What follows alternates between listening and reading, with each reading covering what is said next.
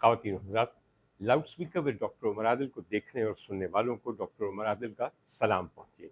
मैंने आपको कभी बेजा ये नहीं कहा कि इस चैनल को सब्सक्राइब करें, लाइक करें या किसी आइकॉन को दबाएं, मगर अगर आप ऐसा करते हैं तो फिर हमारे लिए ये एक बाइस तक़वियत चीज़ है और मुझे आसानी ये रहती है कि मैं ये जान जाता हूँ कि हमें अब ज़्यादा लोग सुन रहे हैं और मैं जो काम कर रहा हूँ वो ज़ाया नहीं हो रहा, वो किसी न किसी ज़हीन आदमी के कानों के ज़रिए उसके ज़हन और दिल पे असरअंदाज हो रहा है। वैसे तो आपके कमेंट्स मुझे बहुत दिलासा देते हैं, ख़ास तौर पे वो कमेंट्स जिनमें एक तामीरी तनकीद होती है, और मैं हैरान इस बात पे हूँ कि ये वाहिद चैनल है जहाँ पे कमेंट्स करने वाले बहुत ऐसे लोग हैं कि जिनको सिर्फ हसद या जलन नहीं है, बल्कि वो वाकई किसी भी ख्याल, किसी भी मेरे ज़ाती तज्ज़िये या नज़रिए के साथ या तो इख्तलाफ रखते हैं या इत्तफाक रखते हैं। और फिर कहीं ना कहीं आप में से ऐसे लोग भी हैं जिनका दिल इतना बड़ा है कि वो मुझे हिफाजत की, ज़िंदगी की और दराज़ी उम्र की दुआएं भी देते हैं, जिनसे बड़ा कोई इनाम और सौगात और नहीं है। बहरतौर आपका दिल करे तो हमारे सब्सक्राइबर्स को बढ़ाने के लिए अपना सब्सक्रिप्शन और शेयरिंग का ऑप्शन इस्तेमाल कीजिए ताकि ये बात और फैल सके। ख़वातीन हज़रात, हमारे मुल्क के पाकिस्तान में पिछले कुछ दिनों से जो एक शोर बरपा है उसकी इब्तदा तो की जनाब हमारे वफाकी वजारत दाखिला के वज़ीर मोहसिन नकवी साहब ने, और बड़ी खुल खुला के की, मगर फिर उसके बाद एक हरावल दस्ता तैयार किया गया कि हाँ हाँ हाँ तुम खोड़ो साहब आप सिंध से, राना सनाउल्लाह साहब आप नून लीग से, आप फलां जगह से, आप फलां जगह से, बीबी तुम पंजाब असेंबली में, वगैरह वगैरह, उन सबको जवाब दो। और उस जवाब के सिलसिले में वो सब दिल का खून और तेज़ाब ज़बान का वो थूकते रहे। कुछ दिन गुजरे हैं, 48 घंटों में ये थूका हुआ खून, ये थूका हुआ तेज़ाब खुद ही उन्होंने अपनी ज़बानों से चाट चाट के साफ कर दिया है। और बकौल हमारी सियासी क़यादत के कि किसी भी हुकूमत को महकमों के साथ तसादुम में इन्वॉल्व नहीं होना चाहिए, ये मुल्की मफाद में नहीं है। हमें बेवकूफ़ मत बनाइए, ये आपके ज़ाती मफाद में नहीं है। आपकी मौजें लगी हुई हैं, आप ऐश कर रहे हैं, आपका हर मुकदमा, हर इल्ज़ाम, हर जुर्म जो है वो भुलाया जा चुका है। आप इस वक्त जिस किस्म की हवाओं में उड़ रहे हैं, जिस किस्म के आपके मज़े आ रहे हैं, ये आपके मफाद में नहीं है कि आप या आपके स्पोक्स पर्सन या आपके मुंशी मोहसिन नकवी साहब की कही हुई किसी बात का किसी तौर कोई जवाब दें। लिहाजा उन सबको शटअप कॉल दे दी गई है कि खबरदार तुमने अब अपना मुंह खोला, और सब फिर अपना सा मुंह लेकर मुंह में वो जो मरात की चाशनी है वो भर के, पिचक के, शक्कर कोला पी के दोबारा चुप हो गए हैं। साथ ही हमें ये भी कहा गया और ये सुनाया गया कि नहीं, अस्करी क़यादत और हुकूमत को बिल्कुल एक पेज पे होना चाहिए, आपकी मजबूरी है एक पेज पे होना। मैं समझता हूँ कि पाकिस्तान में मुक़तदरा या इस्टेब्लिशमेंट कभी इतनी समझदार और इतनी ताकतवर नहीं थी जितनी अब है, और उसे ताकतवर बनाने वाले कौन हैं? ये आपकी इस वक्त की हुकूमत। ख़वातीन हज़रात, एक और बड़े मज़े का चूरन है जो हमारे सहाफ़ी बेच रहे हैं। हर सहाफ़ी जो मुक़तदरा के करीब समझा जाता है वो आके अपने एक प्रोग्राम में कह रहा है कि इस वाक़े के बाद, मोहसिन नकवी साहब की तकरीर के बाद, एक बहुत ताकतवर शख्सियत से मेरी मुलाकात हुई और उन्होंने मुझे ये बताया, और बड़े वसूख से बताते हैं, बड़े धड़ल्ले से, कि यही है, ये 6 महीने का प्लान है। एक अगले सहाफ़ी आते हैं और वो कहते हैं आके कि भाई मेरी बहुत अहम शख्सियत से मुलाकात हुई और उन्होंने मुझे कहा कि अब ये स्ट्रेटजी और ये प्लान है। एक तीसरे सहाफ़ी आके बिल्कुल इसी किस्म की बात करते हैं। तीनों के जो बताए गए प्लान हैं अगले 6 महीने के लिए मुक़तदरा के, वो एक दूसरे से किसी सूरत मेल नहीं खाते। तो आप लोग भी सब मिल के कन्फ्यूजन फैला रहे हैं। या तो ताकतवर लोग इतने ज़्यादा हैं कि हर बंदा अपनी ताकत में सरशार अपना एक ज़ाती प्लान रखता है इस मुल्क, इस हुकूमत और हमारी जैसे लोगों के मुतालिक, और आप लोगों को वो चीज़ कान में फीड की जा रही है, मगर आपके बयानात के तज़ाद की वजह से ये मज़ीद कन्फ्यूजिंग हो गया है। ख़वातीन हज़रात, ایک بات جو کہ بہت عرصے سے، بلکہ پچھلے 3 سال سے زیادہ عرصے سے ہمیں بہت سارے ویلاگرز، یوٹیوبرز اور صحافی حضرات تنگ کر رہے ہیں، جس کی وجہ سے وہ یہ ہے کہ اڈیالہ کے قید خانے کے دروازے کب کھلیں گے، کب ہمارے سابقہ وزیر اعظم کی رہائی ہوگی، کن شرائط پہ ہوگی، کن حالات میں ہوگی، ریلیف کہاں ملے گا۔ میرا نہیں خیال کہ پچھلے 3 سال میں ایک دن بھی کم از کم 27 ایسے لوگ ہیں جنہوں نے یہ سنسنی نہیں پھیلائی اور ٹرک کی بتی نہیں جلائی آپ کو پیچھے لگانے کے لیے، کہ جنہوں نے یہ دعویٰ نہ کیا ہو بڑی خبر آنے کو ہے، دروازے کھلنے کو ہیں، ریلیف ملنے کو ہے۔ 3 سال سے یہ چورن، یہ منجن، یہ زہر، یہ سنسنی، یہ امید بیچ بیچ کے انہوں نے اپنا پیٹ بھرا ہے۔ ڈاکٹر عمر عادل کے بقول یاد رکھ لیجئے، لکھ کے رکھ لیجئے، کسی ڈیل کے عوض، کسی مصالحتی پیکج کے عوض، کسی فرار کے پلان کے عوض، کسی حکومتی پیشکش کے عوض اور کسی عدلیہ کے فیصلے کی وجہ سے اڈیالہ کے دروازے نہیں کھلیں گے۔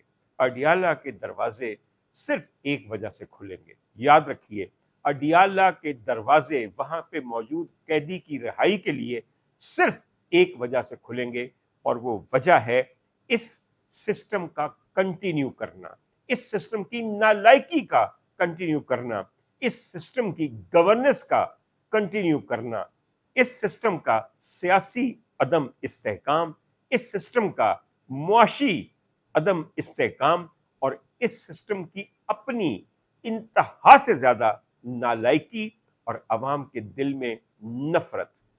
یہ چیز ہے جو اڈیالہ جیل کے دروازے کھولے گی، اور اس کے بعد کچھ تبدیلیاں آپ خود دیکھیں گے۔ اس سے پہلے نہ وہ وہاں پہ قید آدمی یہ ان کی پیشکش ماننے والا ہے، نہ یہ ابھی کسی قسم کی پیشکش کر کے اپنے پاؤں پہ کلہاڑی مارنا چاہتے ہیں۔ تو خدا کے لیے اب ٹرک اور اس کی بتی، ذرا دونوں کو، ٹرک کو تو پنکچر کر کے ایک طرف کر دیجئے، اور بتی کے اندر یار کوئی بندہ اٹھ کے ایک رکھ کے روڑا مارے تاکہ وہ جلنا بند کر دے اور آپ پوری قوم کو اس کے پیچھے بھاگنا بند ہو جائے۔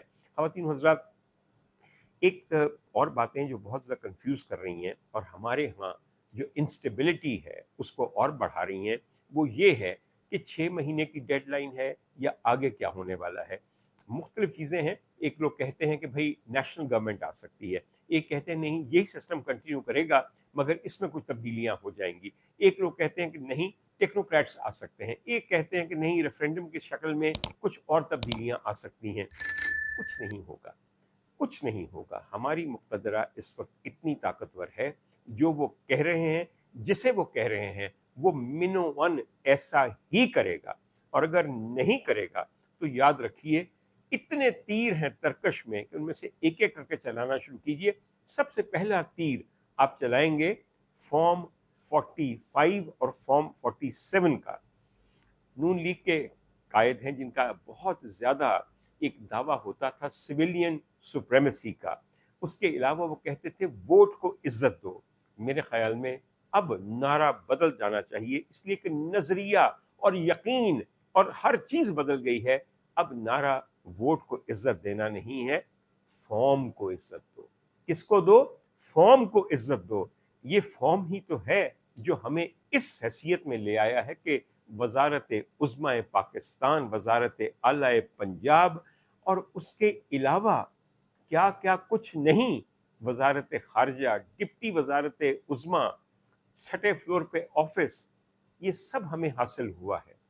یہ تو ایک تیر ہے کہ اگر چل گیا اور فارم باہر آ گیا تو فارم کو جو عزت ملی ہوئی ہے اور فارم کی وجہ سے جو آپ کو عزت اور حشمت اور جاہ و جلال ملا ہوا ہے، وہ یوں پھٹ کے ریزہ ریزہ ہو جائے گا، جو جس طرح یہ فارم واقعی پھٹنا چاہیے۔ اس کے علاوہ یاد ہیں وہ سارے مقدمے، وہ سارے سکینڈل، حدیبیہ، فلیگ شپ، ایون فیلڈ، نہ جانے کون سی اور مل، کون سی پیپر مل، کون سی sugar mill, T T scandal. خواتین و حضرات، یہ سب مردے ہیں جو وقتی طور پہ زندہ ہوتے ہوئے، سانس لیتے ہوئے زیر زمین دبائے گئے ہیں، مگر کیا آپ جانتے نہیں کہ وقت آتا ہے کہ جب قبروں میں سے زومبیز باہر نکل آتی ہیں، تو ان مقدموں کی زومبیز بھی اگر باہر آ گئیں تو وہ عفریت کی طرح آپ کے حکمرانوں کو چمٹ جائیں گی اور ہو سکتا ہے انہیں وہاں پہنچا دیں جہاں سے خود یہ زومبیز نکلی ہیں۔ خواتین و حضرات، یہ یاد رکھیے گا کہ تمام چیزیں ایک منطقی انجام کی طرف بھی جا رہی ہیں۔ بلاول زرداری صاحب نے ایک بہت مزے کی بات کہی ہے کہ اس حکومت کی الٹی گنتی شروع ہو گئی ہے، اور ساتھ انہوں نے ایک بہت پیارا ڈرامائی اشارہ بھی دیا ہے، ٹک ٹاک ٹک ٹاک۔ میں آپ کو یاد دلا دوں، بلاول زرداری صاحب، آپ بھی اس حکومت کا ایک اٹوٹ انگ ہیں، آپ کی بھی الٹی گنتی شروع ہو چکی ہے، اس لیے خود کو بھی سنائیں ٹک ٹاک ٹک ٹاک۔ آپ نہیں سنا رہے، ڈاکٹر عمر عادل نے آپ کو سنا دیا۔ اور ایک بات یاد رکھیے، ہمارے ہاں سیاستدان بننا بہت آسان ہے، کسی کو بھی سیاستدان بنایا جا سکتا ہے، اسمبلی کا ممبر بنایا جا سکتا ہے، سینیٹر بنایا جا سکتا ہے۔ سیاستدان سے قائد بننا، ایک لیڈر بننا بہت مشکل ہے۔ اس کے لیے جو اجزاء چاہیے ان میں سے چند ایک میں آپ کو بتا دوں۔ ایک تو چاہیے جرت، ایک چاہیے ہمت، ایک چاہیے حمیت، ایک چاہیے حریت، ایک چاہیے قائدانہ صلاحیتیں، اور ایک آخر میں چیز چاہیے غیرت۔ آپ مجھے بتائیے کہ یہ جو چند اجزاء میں نے آپ کو بتائے ہیں، اگر یہ موجود نہ ہوں تو کیا کوئی قائد بن سکتا ہے؟ یہ تو بالکل آپ ایسے ہی مجھے کہیں گے کہ ڈاکٹر صاحب اگر آپ نے مٹن کا یخنی پلاؤ پکانا ہے تو اس دفعہ پلاؤ بغیر گوشت کے، بغیر نمک کے، بغیر چاولوں کے پکائیں، مگر ہم کہیں گے اسے پھر بھی مٹن کا یخنی پلاؤ۔ نہیں ہو سکتا نا؟ تو نہیں ہو سکتا۔ ہمارے ہاں اس وقت جو ہمارے خواب دیکھنے والے، قیادت کا خواب دیکھنے والے، وزارت عظمیٰ کا خواب دیکھنے والے مختلف سیاستدان ہیں، کیا ان کی سیاسی ساکھ اتنی بچی ہے؟ کیا ان کے پیچھے اتنی فالوئنگ ہے؟ کیا ان کے اندر ایسی غیرت، ایسی حمیت اور اذیت سہنے کی ایسی ہمت اور جرت ہے کہ جو چاہیے اور جو درکار ہو؟ قطعاً نہیں، قطعاً نہیں۔ کہ لگیاں نے موجاں تے لائی رکھی سونیاں، وہی بات ہے۔ ہر چیز ذات کے گرد گھومتی ہے، اپنے خزانوں کو مزید بڑھانے کے پیچھے گھومتی ہے، خود کو ملی ہوئی پوزیشنز اور خود کو ملی ہوئی مراعات ان کے پیچھے گھومتی ہے۔ نہ آپ کا عوام سے کوئی تعلق ہے، نہ عوام کو آپ سے کوئی تعلق یا توقع ہے۔ اگر ہیں کچھ لوگ بے وقوف تو وہ آپ کے کارکن آہستہ آہستہ وہ بھی سمجھ جائیں گے کہ آپ سے ہمیں کیا ملا۔ آپ تو خود کسی کی خیرات پہ پل رہے ہیں، تو خیرات پہ پلنے والے دوسروں کو خیرات میں کیا دیں گے؟ کچھ بھی نہیں۔ بہرحال خواتین حضرات، ٹرانزیشن ایک ایسی چیز ہے جو مہذب معاشروں کے اندر اور بہت اعلیٰ ایوالوڈ پولیٹیکل سسٹمز کے اندر بڑی سموتھ ہوتی ہے۔ آج کل جب میں لوگوں میں تبدیلی کا اور چینج کا ایک خاص قسم کی اینٹیسپیشن دیکھتا ہوں تو مجھے اپنے انگلینڈ میں گزارے ہوئے دن یاد آتے ہیں۔ بہت بڑی ڈیموکریسی ہے، بہت پرانی ڈیموکریسی ہے۔ مجھے یاد آتے ہیں کہ کس طرح آسانی سے انگلستان میں یو کے کا پرائم منسٹر استعفیٰ دیتا ہے اور اگلے ہی لمحے اگلا پرائم منسٹر بغیر کسی جھگڑے کے، بغیر کسی تعطل کے، ایک خاص تسلسل کے ساتھ اس کی جگہ لے لیتا ہے۔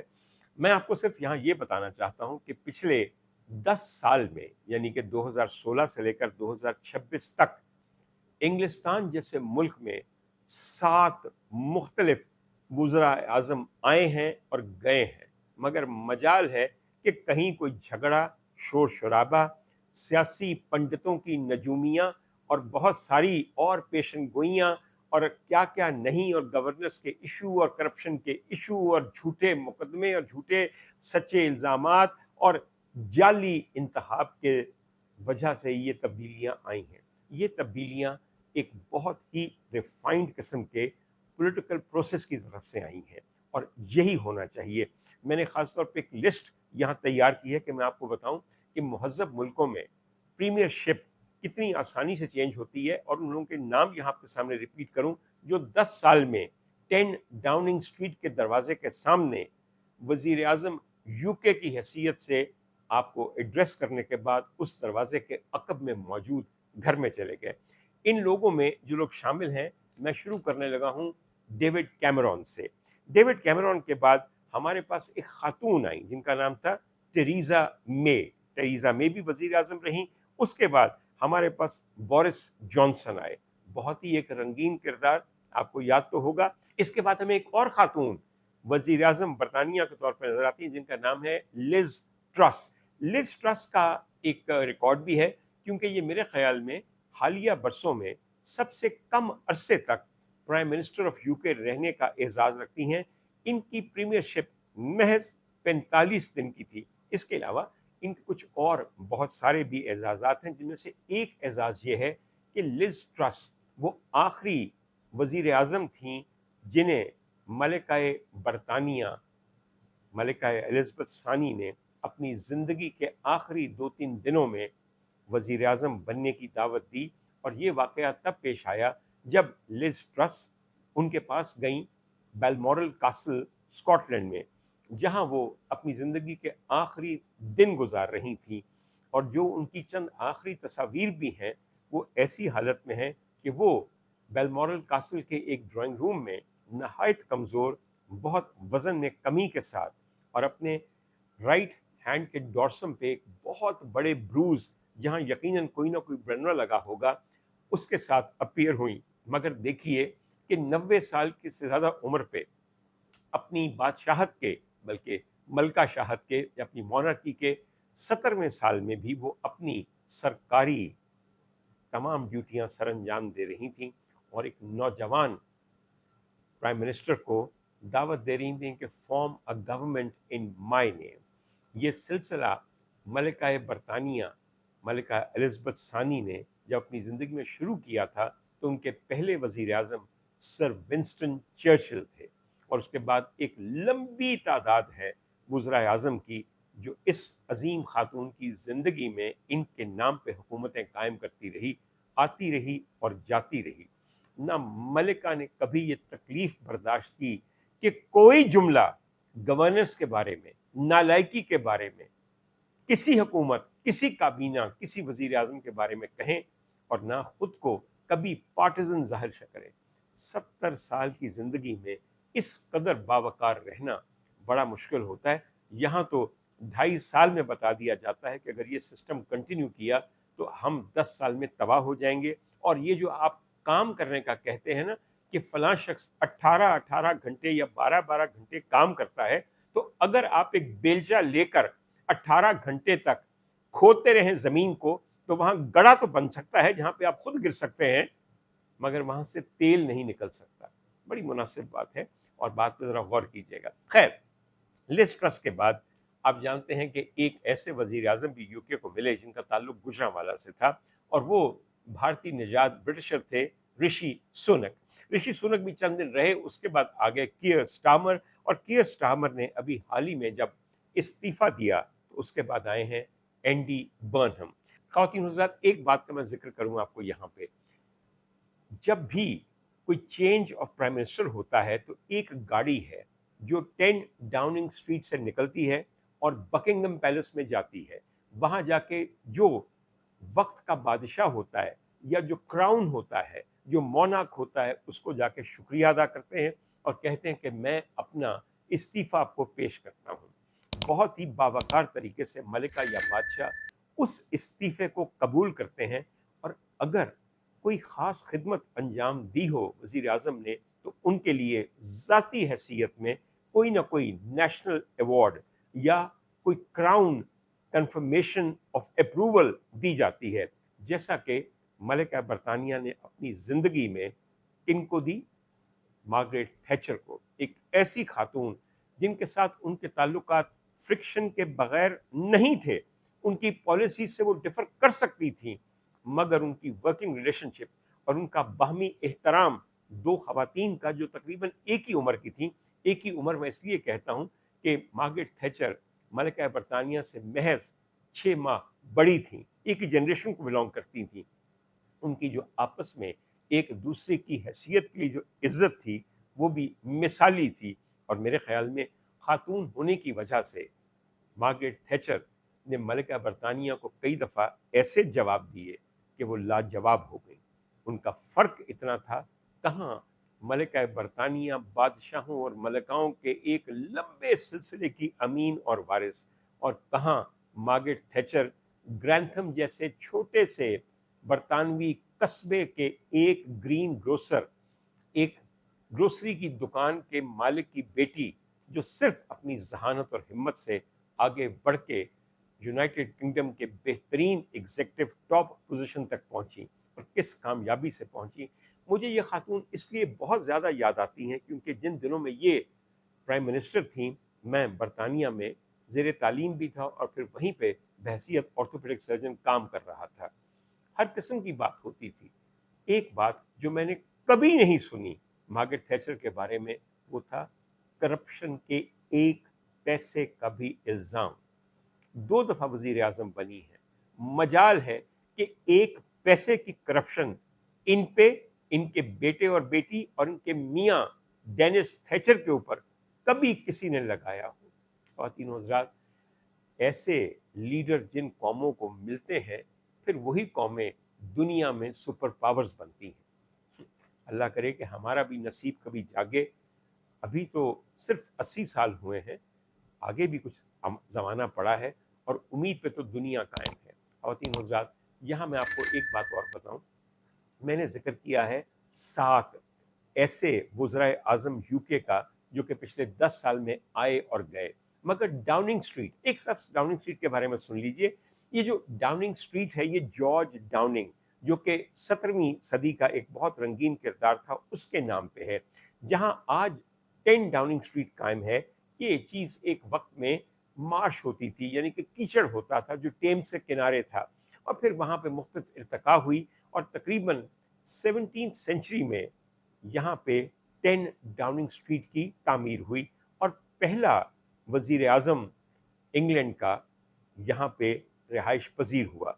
और जो पहला वज़ीर आज़म यहाँ पे रिहाइश पजीर हुआ, उनका नाम था सर रॉबर्ट वॉलपोल, और ये तकरीबन 1735 में 10 डाउनिंग स्ट्रीट के अंदर बहसीत प्राइम मिनिस्टर रहे, और 10 डाउनिंग स्ट्रीट को prime minister house of UK का एजाज़ हासिल हुआ बनने का।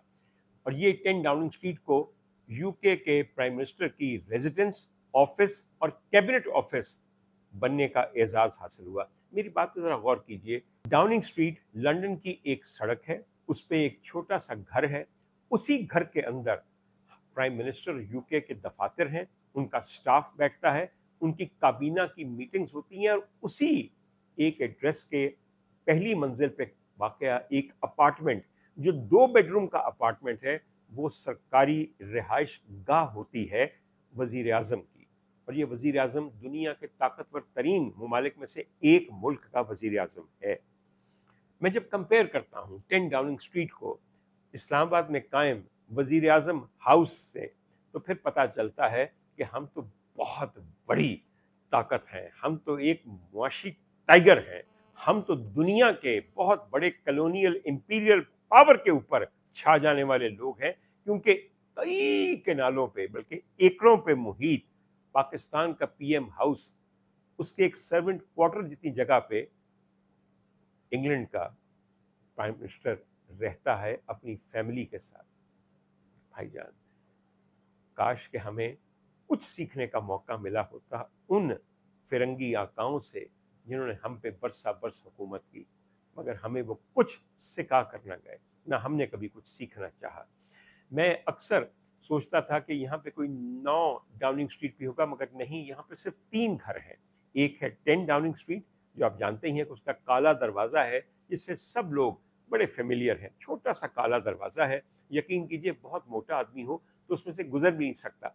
उसके साथ है फिर आपके यहाँ 11 डाउनिंग स्ट्रीट, जहाँ पे चांसलर ऑफ द एक्सचेकर रहता है, यानी कि जो वजीर ख़जाना समझिए इंग्लिस्तान का या यूनाइटेड किंगडम का।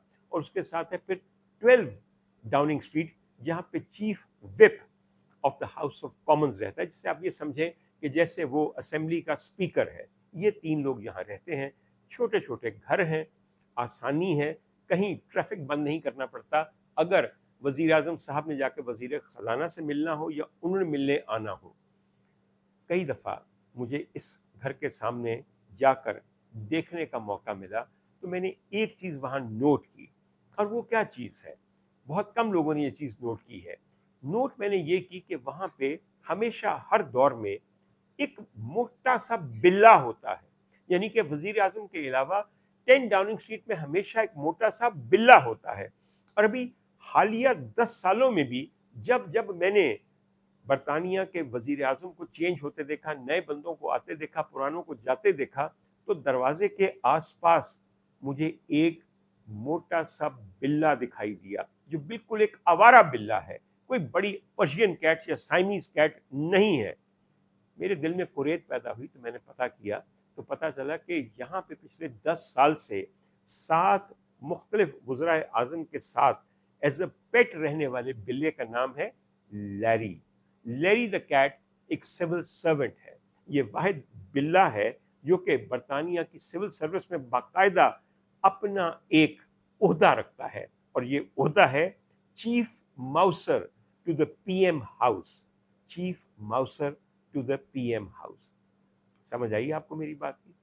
دراصل 10 ڈاؤننگ اسٹریٹ میں اتنے زیادہ چوہے ہیں کیونکہ پرانی عمارت ہے 17ویں صدی کی کہ وہ ختم نہیں ہوتے، اور ظاہر ہے کہ چوہوں کو مارنے کے لیے کھڑکیاں ہم لوگ لگاتے ہیں، یا آج کل وہ ایک پیڈ ہوتا ہے ایڈیسو، اس کے ساتھ چوہا چپک جاتا ہے. نہیں، انگلینڈ میں لوگ بہت ٹریڈیشنلی چیزیں کرتے ہیں. تو انہوں نے ایک بلہ رکھا ہوتا ہے جس سے خاص ایک عادت ہوتی ہے، کیونکہ وہ عام سڑکوں پہ بھاگنے والا بلہ ہوتا ہے چوہے پکڑنے کی، اور وہ پھر چوہے پکڑتا رہتا ہے. اس طرح چوہوں کی تعداد 10 ڈاؤننگ اسٹریٹ کے اندر کنٹرول میں رہتی ہے. اس کا عہدہ بھی چیف ماؤسر کا عہدہ ہے. اسے تنخواہ تو نہیں ملتی، مگر وزیر اعظم صاحب اس کی دیکھ بھال کرتے ہیں اور اس کا کھانا پرووائڈ کرتے ہیں، اور اس لیے یہ خزانہ برطانیہ پہ بوجھ نہیں بنتا. تو Larry the cat is that one mouser who has seen 7 different prime ministers come and go. اگر اس کی عمر نے وفا کی، حالانکہ اب تھوڑا سا بوڑھا ہو گیا ہے، اور اگر اس کی کارکردگی چوہے پکڑنے کی اچھی رہی تو شاید 7ویں کے بعد اب یہ 8ویں پرائم منسٹر کو بھی دیکھ کر رخصت ہو. خواتین حضرات، یہ بات بتانے کا مقصد یہ ہے کہ ہر چیز میں سے کچھ مثبت پہلو نکلتے ہیں.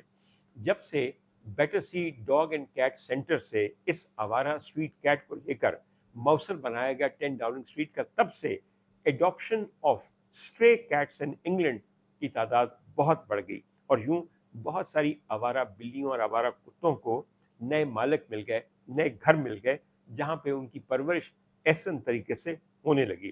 خواتین حضرات، یہ بات بتانے کا مقصد یہ نہیں ہے کہ ہم بھی اپنے پرائم منسٹر ہاؤس میں ایک چوہے پکڑنے اور کھانے والا بلہ رکھ لیں. ہمارا سسٹم آدم خور ہے.